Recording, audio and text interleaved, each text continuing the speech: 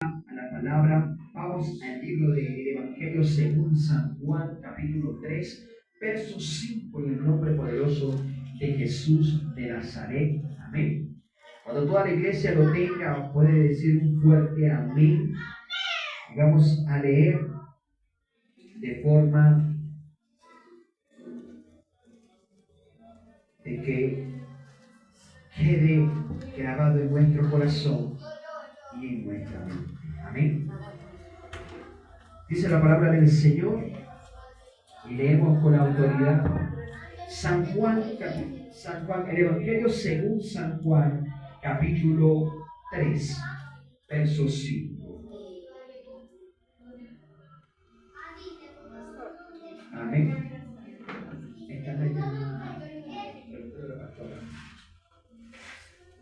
Amén. Esa es la palabra del Señor. Ponemos sobre nuestros pies en reverencia al Padre, al Hijo y al Espíritu Santo. Dice la palabra del Señor, leemos con la autoridad del Padre, del Hijo y con la unción y dirección de su Santo Espíritu.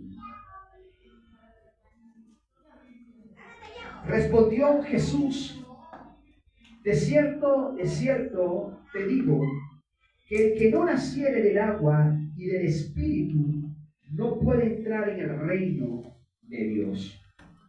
Lo que es nacido de la carne, carne es. Y lo que es nacido del Espíritu, Espíritu es. Amén. No te maravilles, dice el verso 7, de que te dije, os es necesario nacer de nuevo. Puede tomar su asiento en el nombre de Jesús. Vemos que en este pasaje, amados hermanos, en el versículo que acabamos de leer del Evangelio según San Juan, en el capítulo 3, verso 5, es una respuesta de lo que el Señor le está dando a Nicodemo.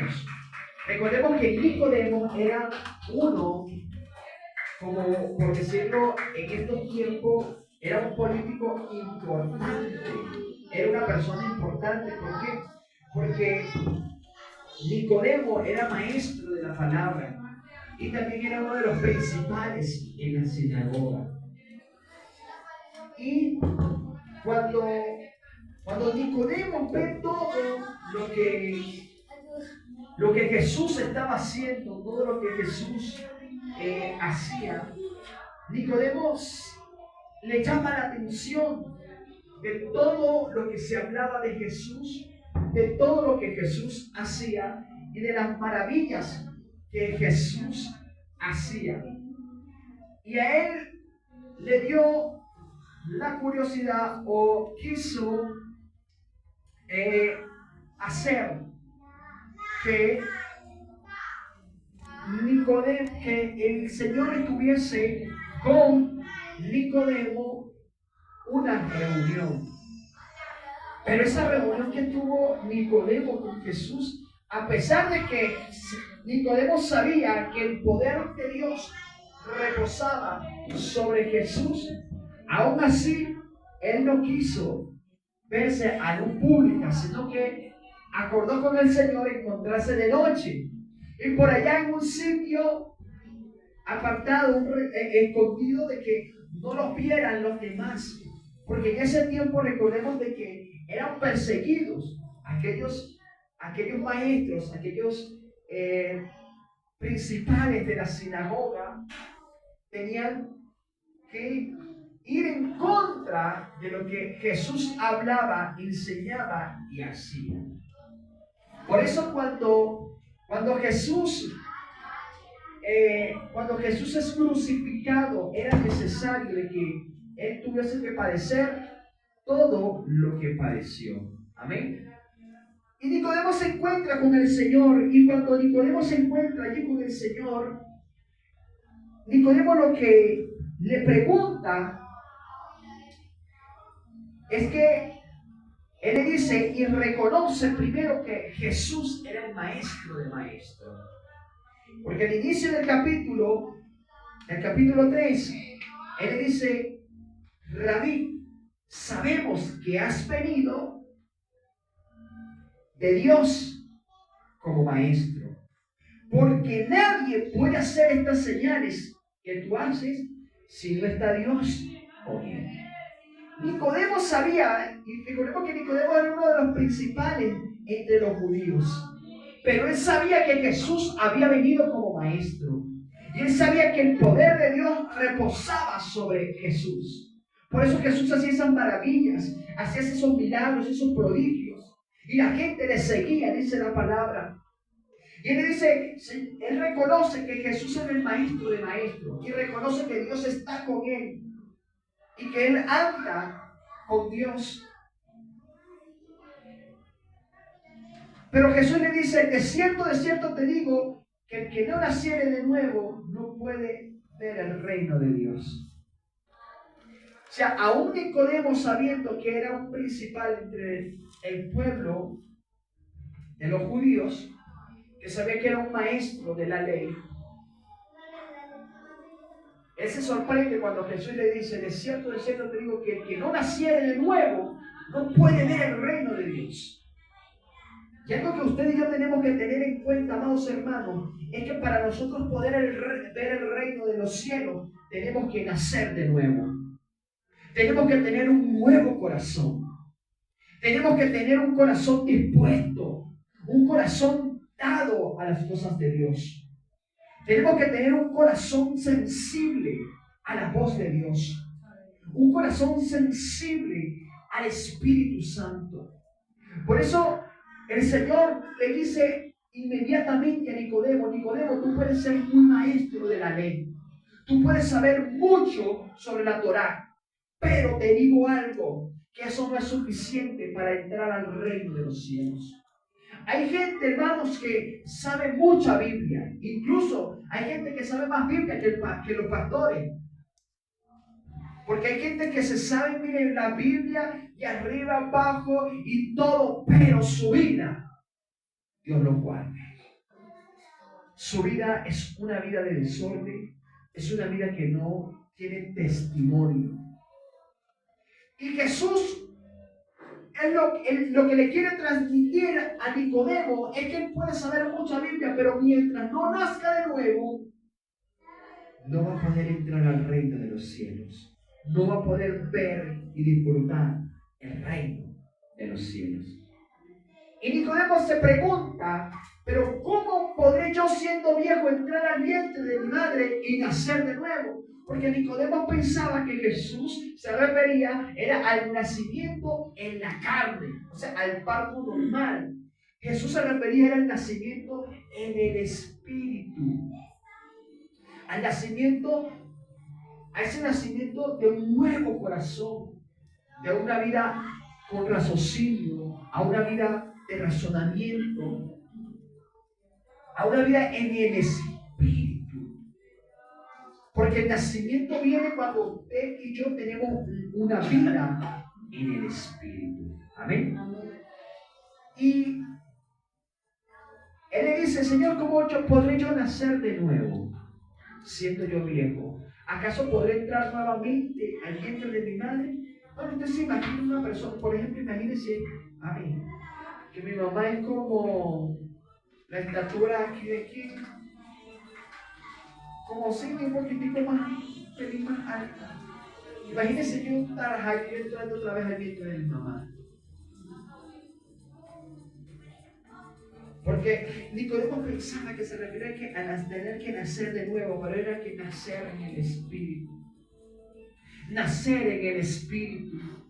Y Jesús, por eso Jesús le da esa respuesta en el versículo 5. Jesús le dice, de cierto te digo que el que no naciere del agua y del Espíritu no puede entrar en el reino de Dios. Lo que es nacido de la carne, carne es. Y lo que es nacido del Espíritu, Espíritu es.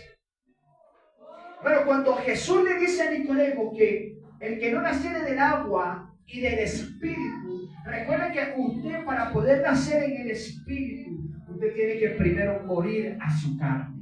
¿En qué momento muere usted a su carne? Hermano, cuando uno baja a las aguas, uno está confesando públicamente que la persona que uno antes de conocer a Cristo era, va a quedar sepultada en ese acto profético que se hace. Por eso digo, ojo con esto, el bautismo no te salva, pero marca un inicio en tu vida. ¿Cuál inicio? De que el viejo hombre tiene que quedar, ¿dónde? Sepultado, enterrado. Tiene que nacer de nuevo. Que ese hombre que se levanta de las aguas confiesa públicamente que muere para el mundo y vive para Cristo. Que las cosas que vivía y que hacía para el mundo, ahora las hace para la gloria y honra del Señor. Que el esfuerzo que antes hacía para agradar al mundo, ahora lo va a hacer para agradar a Dios. Eso es el significado de nacer del agua.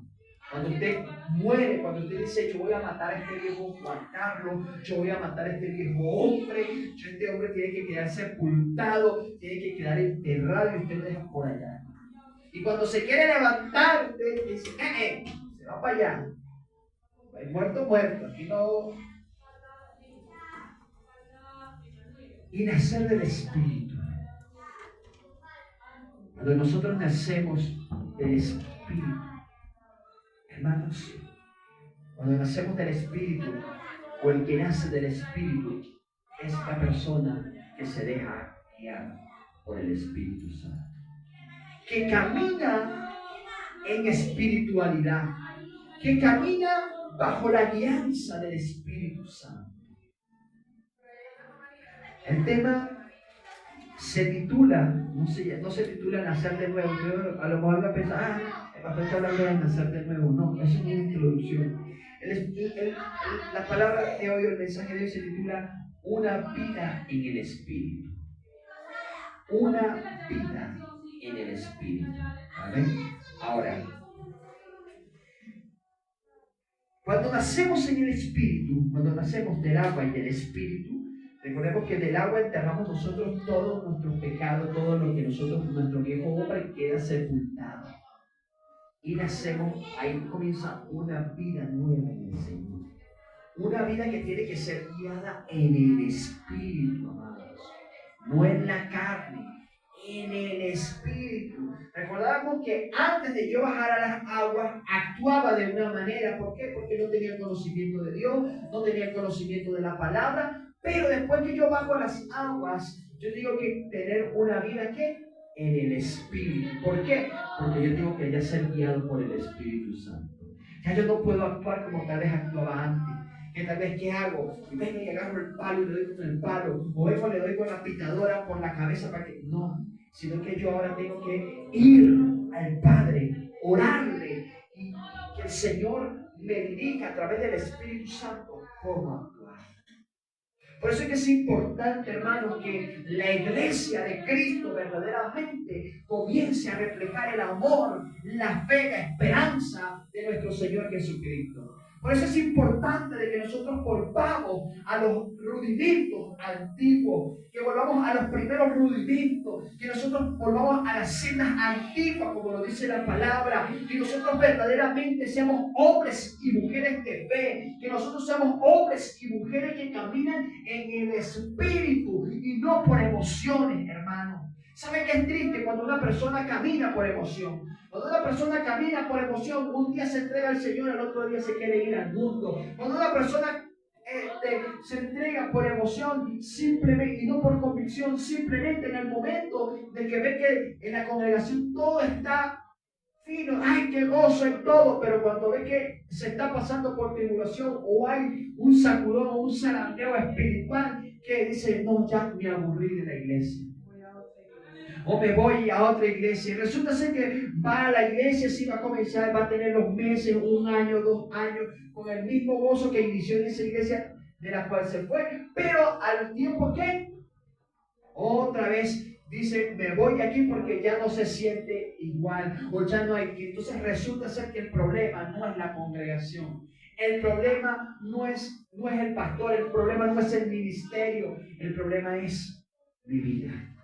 Que muchas veces nosotros pretendemos que con lo que recibimos en la iglesia, pretendemos sostenernos durante toda la semana. Hermano, con una sola oración es imposible que usted se sostenga durante toda la semana. Por eso es que es importante que usted en su casa ore, es importante que usted en su casa ayune, es importante que usted en su casa lea la palabra, se nutra de la palabra, en vez de cuando vea una prédica, en vez de cuando vea una enseñanza. ¿Por qué? La palabra dice que la fe viene por el oír y el oír la palabra de Dios. Cuando usted aviva el Espíritu Santo, cuando usted aviva el Espíritu que fue, con la cual fue sellado, usted siempre va a tener un corazón motivado. Usted siempre va a decir, ay, quiero que se llegue el miércoles rápido porque quiero ir al servicio, quiero que se llegue el sábado rápido para ir al ayuno, quiero que se llegue el domingo para ir y reunirme con mis hermanos en Cristo en la congregación. ¿Por qué? Porque usted tiene una vida en el Espíritu. Pero cuando usted tiene una vida simplemente que está basado en lo que es el emocionalismo, hermano, en el primer problema, en el primer tiro que echen al aire, usted sale corriendo. En el primer cohete, en la primera pólvora que usted escucha por ahí, usted dice, uy, ¿qué pasó aquí? ¿Por qué? Porque la gente piensa que simplemente es por emocionalismo, es por convicción, es por fe. La palabra dice que el justo por la fe vivirá. Por la fe vivirá. Por eso Pablo exhorta, el apóstol Juan, en la revelación que tiene en la isla de Pasmo, cuando le ve las cartas que le fueron enviadas a las 7 iglesias. Pablo tiene la revelación donde el Señor, a través del Espíritu, le dice a una de las iglesias, dice, has hecho todo bien, pero tengo contra ti una cosa. Dígale que está a su lado. ¿Qué cosa, hermano? Dígale, ¿qué cosa? Pregúntele. Que has perdido el primer amor. Hermano, ¿sabe qué es triste? Perder el primer amor por el Señor. Perder la pasión por el Señor. Que usted pierde ese amor que cuando usted inició y usted decía, ay, pastor, ¿qué hago? ¿Dónde limpio? ¿Dónde trapeo? Pastor, pastor, ¿qué hago? Pastor, hay ensayo. Pastor, quiero ayunar. Pastor, quiero esto. Pastor, quiero. Yo me acuerdo que había una hermanita que decía, ay, pastor, ¿cuándo vamos a tener el sitio solo para la congregación? Que a veces me dan ganas de ayunar. Ya tenemos el sitio. No viene, ni ha venido más. Es donde verdaderamente, ¿por qué? Porque no es en la iglesia, no es en la congregación, es en mi casa. ¿Cómo está mi vida espiritual? ¿Cómo está mi espiritualidad en mi casa, con mi familia, con mis hijos, con mis nietos? Es importante de que nosotros, hermanos, tengamos una vida, que nosotros vivamos una vida en el Espíritu. La palabra dice que cuando el Señor le había pedido a Zorobabel de que construyese el templo, uno de los mensajes que el Señor le envía a través del profeta, si no me equivoco, y si me equivoco me corrigen, hermanos, con el profeta, se me fue el nombre del profeta, pero el Señor le dice a Zorobabel, dile a Zorobabel que no es con ejército ni con espada, sino con mi santo espíritu, como seas. No es con ejército ni con espada, mas con mi santo espíritu. Hermano, es con el Espíritu Santo que usted y yo vamos a vencer. Es con el Espíritu Santo que usted y yo vamos a triunfar. ¿Por qué? Porque esta carne sola no se sostiene. Por eso nosotros debemos de entregarnos en cuerpo, alma y espíritu. Decirle, Señor, vence tú mi carne. Vence tú, Señor, doblega mi carne, doblega mi pensamiento y que tu Espíritu Santo sea direccionando y enseñando. Porque nosotros necesitamos tener una vida, vivir una vida en el Espíritu. La primera iglesia, hermanos, la iglesia de Cristo, la iglesia primitiva, era una iglesia que veía a diario milagros y prodigios. ¿Usted se ha preguntado por qué? Porque vivían una vida de fe, vivían una vida de santidad, se entregaban de corazón. No era que, ay, me voy a entregar porque yo siento que aquí sí. Se entregaban por fe, por convicción, porque sabían de que sus vidas tenían que ser cambiadas. Y sucedía que había muchos milagros y muchos prodigios, dice la palabra. En Hechos de los Apóstoles, nosotros vemos después de la venida de la promesa, de la venida del Espíritu Santo, vemos una iglesia verdaderamente empoderada en Cristo Jesús. Y usted tal vez se pregunte, ¿qué está pasando hoy en día, pastor, con las congregaciones? Lo que está pasando hoy en día es que muchos cristianos no están creyendo la palabra de Dios. A muchos cristianos usted le dice, usted ha recibido el poder de Dios a través del Espíritu Santo. Y lo que hacen, amén. Pero no actúan, no caminan por fe, sino que se quedan, amén, mi pastor, yo lo creo. Pero lo pone en práctica, lo pone por obra. No, porque en el primer problema, ¿saben qué hacemos? Nos ponemos a llorar. En el primer problema, ¿saben qué hacemos? No voy a la iglesia porque es que tengo un problema. Yo no me voy a congregar hoy con mis hermanos. Hermano, cuando usted, a mí, yo recuerdo que el primer pastor que a mí me pastoreó, que me agarró, y uno me dijo, mira, así, así, así, y así. Y yo dije, Dios mío, y esto es tanto así. Y yo, no, esto sí cuesta, dije yo. Ahí aprendí yo que verdaderamente el evangelio no era para blandengue, el evangelio no era para cobarde, el evangelio es para gente restiada, para gente que diga, yo sí voy a poder en el nombre de Jesús. Todo lo puedo en Cristo que me fortalece. Y ahí aprendí, amados hermanos, que verdaderamente el evangelio no es para cobarde.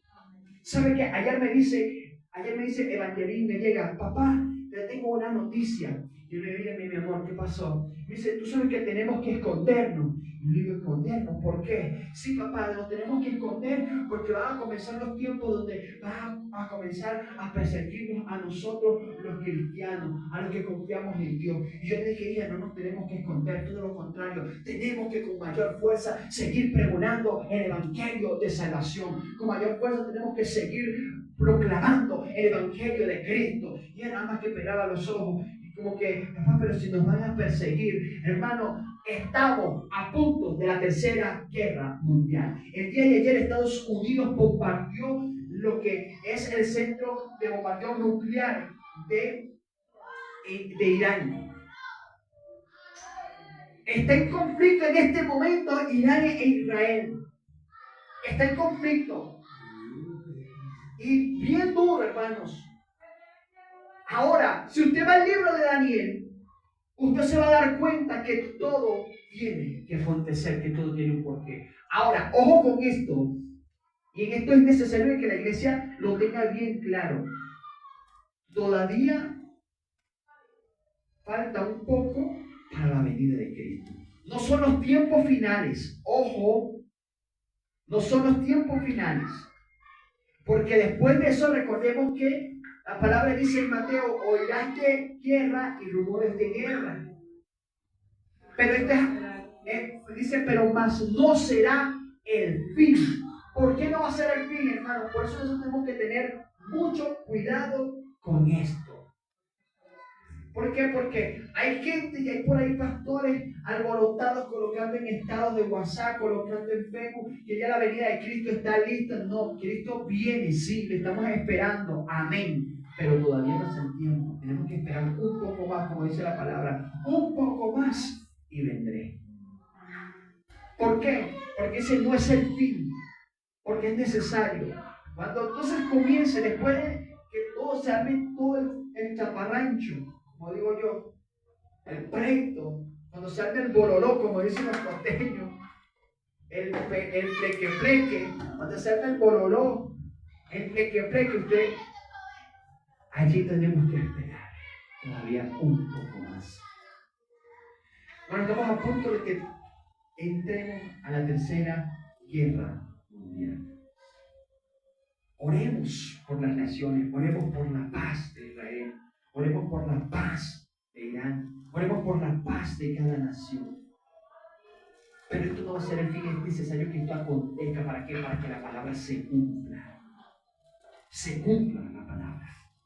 Yo te diría, pastor, pero ya pasó una primera guerra mundial, ya pasó una segunda guerra mundial, ya pasó una tercera, ya vamos por una tercera, pastor, y después va a entrar una cuarta, no, la tercera. Por eso la palabra dice, solamente mi Padre sabe el día y el momento en que he de ir por mi pueblo. Y cuando el Señor venga, ojo, va a venir por una iglesia sin mancha y sin arruga, por una iglesia que esté viviendo una vida en el Espíritu. Por eso es necesario saber y aprender a vivir una vida en el Espíritu. Saber lo que es una vida, saber distinguir una vida en la carne, una vida bajo mi voluntad y una vida bajo la voluntad del Espíritu, bajo la voluntad de Dios. Son dos vidas muy distintas y muy diferentes. Y cuando Cristo venga, va a venir. Recordemos que la segunda venida de Cristo se va a dar. Primero va a ser lo que comúnmente se le llama como el rapto. Aún eso no va a ser el fin.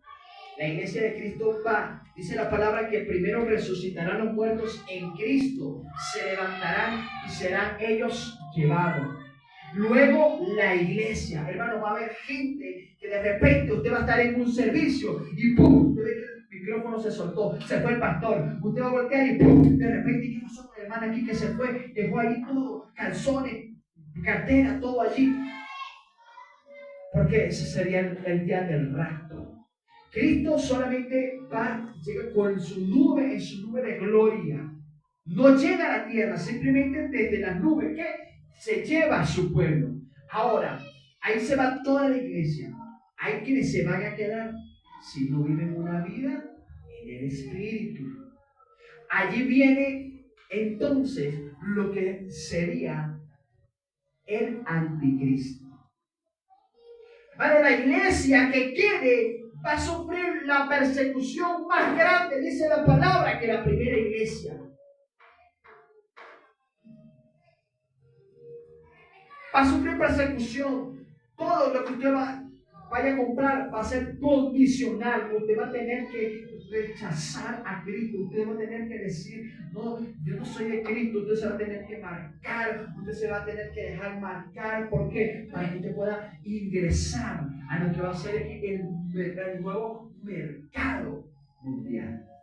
Si usted no tiene una marca, si usted no tiene un chip que le va a ser insertado en su cuerpo, con el cual usted podrá pagar, con el cual usted podrá todo. Hermano, hoy en día la tecnología está tan avanzada y aún así la iglesia no discierne en el Espíritu. ¿Usted sabe cómo entro yo a mi oficina?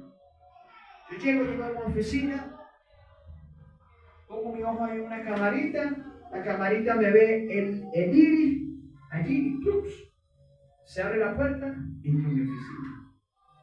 Anteriormente no, te tenía que... Y pasaba llave, ¿no? Ahora usted tiene que llegar con el dedito. Acceso. Pero se viene el tiempo, hermano, donde la iglesia va a sufrir una persecución terrible, terrible. Bueno, si usted está diciendo, si usted hoy en día usted se queja por las bobadas que nos pasan en el día a día, usted va a desear, créame que usted va a desear en esos días haber vivido desde el inicio una vida en el Espíritu, porque va a ser terrible la persecución.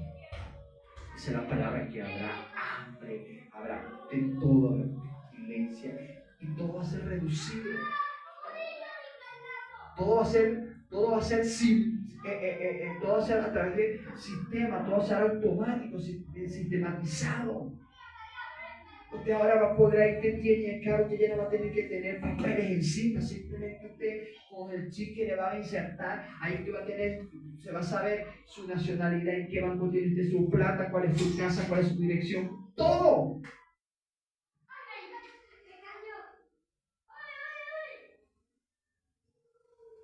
Pero eso viene después del rapto.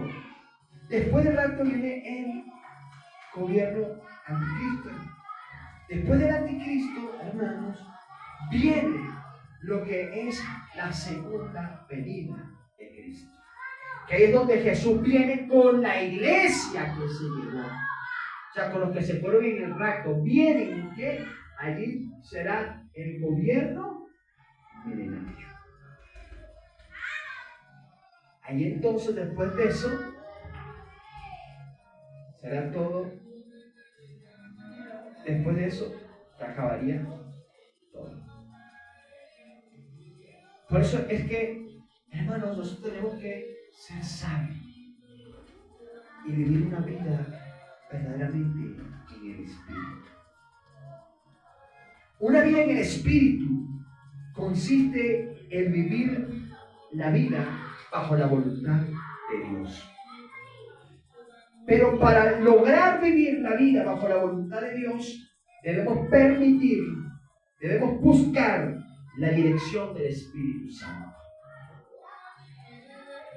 Ya que solo buscando la dirección del Espíritu Santo podremos tener una vida bajo la voluntad de Dios. Solamente buscando la dirección del Espíritu Santo podremos vivir una vida agradable a Dios. Solo cuando tenemos una vida en el Espíritu podemos nosotros reflejar el Padre, su sacrificio y amor revelado en Cristo Jesús. Tenemos que ser ejemplo para el mundo y marcar la diferencia. ¿Por qué ser ejemplo para el mundo y marcar la diferencia, hermano? Yo quiero que usted vaya a 1 Corintios, capítulo 10, verso 32, en el nombre de Jesús. 1 Corintios, capítulo 10, verso 32. Y nos vamos a encontrar que en esa carta que le envía el apóstol Pablo a los Corintios, Pablo le dice lo siguiente.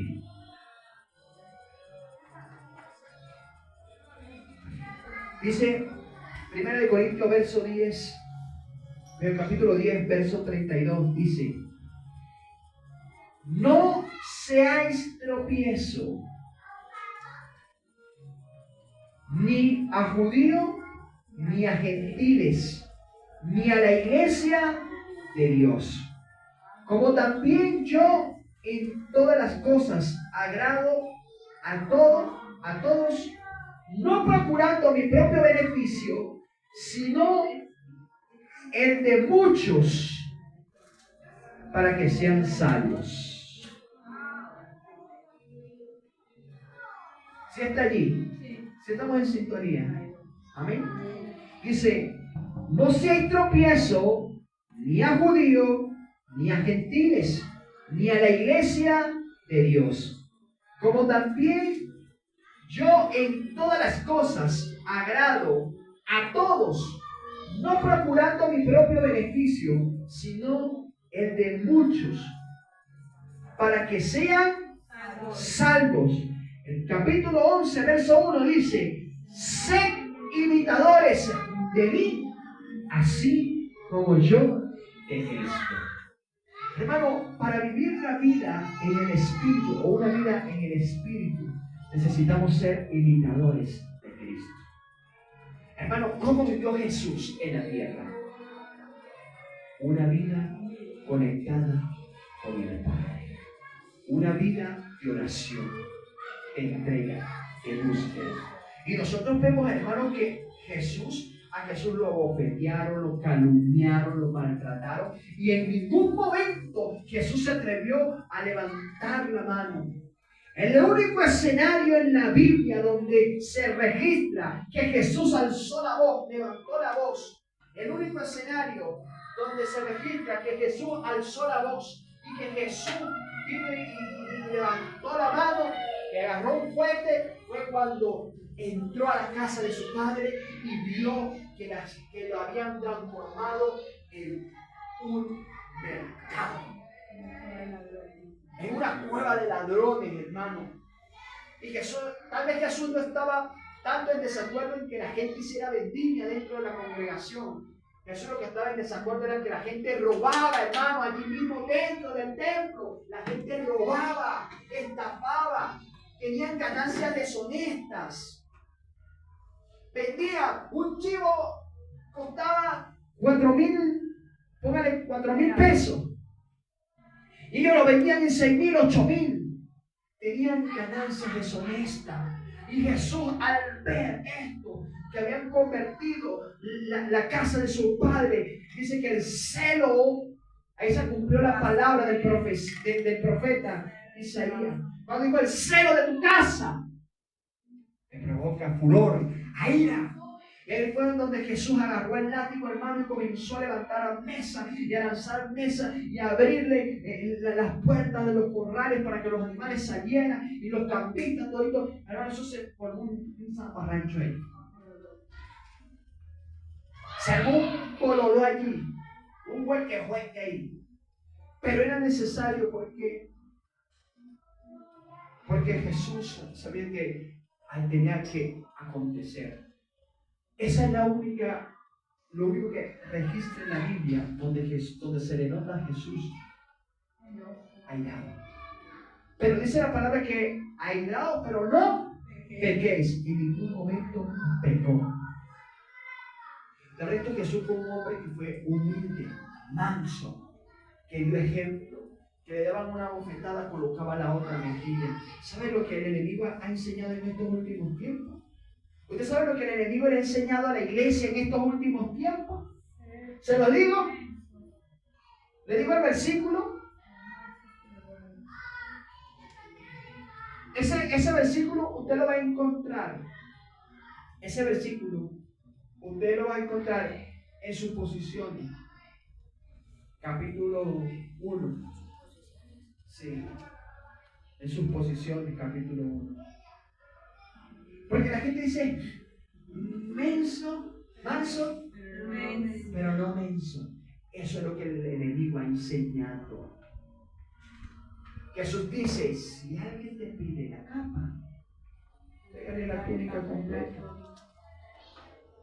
Si alguien te dice, camina 1 metro, tú camina 2 metros.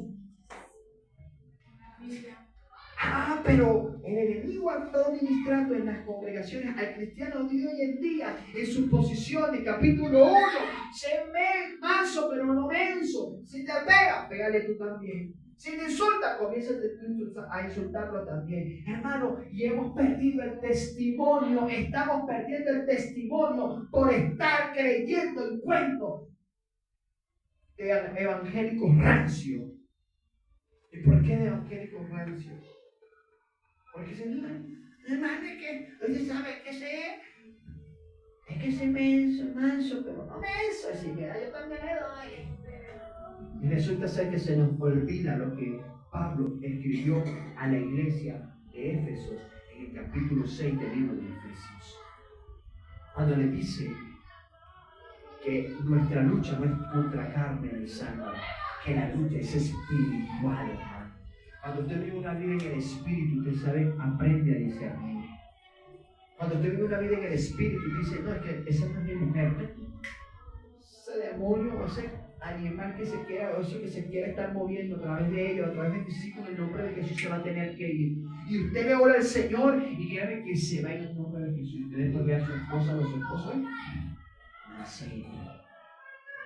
Dice, quieta. Pero cuando usted se pone y usted me da y yo le tiro, aunque aquí perdió la noción y perdió el conocimiento de lo que Pablo le quiso enseñar en Efesios capítulo 6. Usted dice, ajá. ¿Sabe por qué muchos matrimonios hoy en día se disuelven?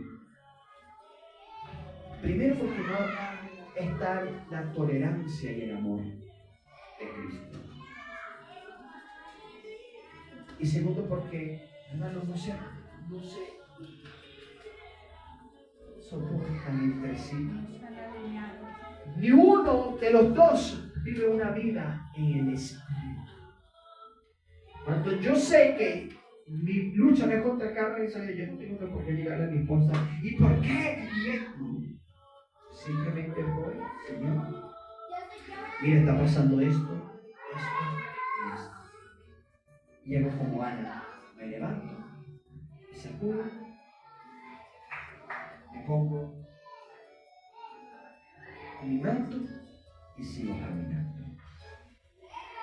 Esperando la respuesta de Dios. Eso fue lo que hizo Ana. Ana dice la palabra que oró amargamente. ¿Sabe qué pensaba el profeta? ¿Usted sabe qué pensaba Elí? Que estaba ebria. Elí cuando la ve que estaba allá de mañana, hermano, y Ana, porque Ana le estaba orando en sus entrañas, o sea, no estaba hablando, sino que estaba orando en su espíritu, estaba orando dentro de sí, y estaba ella, simplemente se le veía que movía los labios. Elí le dice, mujer, levántate y digiere tu vino. Y Ana se levanta, hermano, con aquella vida en el espíritu. ¿Sabe qué? Si yo le digo eso a una hermana, yo hoy en día, hermano, mínimo me da con la Biblia por la cabeza. Mínimo. Se ofende y dice, no, ese pastor que estás loco, ¿cómo va a decir eso? ¿Qué me ofendió? Y se va. ¿Sabe lo que le dijo Ana? Ahora parece que Dios es tan grande. Yo siempre le digo, Señor, dame esa vida que tuvieron esos antepasados. Ana siempre le dice, Señor mío, no estoy ebria, sino que sabe Dios el estado en el cual me encuentro. Yo creo que Elí quedó avergonzado, porque después Elí no le quedó hermano de otra decirle, ve en paz y que Dios haga como ya has pedido. ¡Ay, hermano! Usted sabe que es lo que un profeta del Señor le diga, ve en paz y que Dios haga como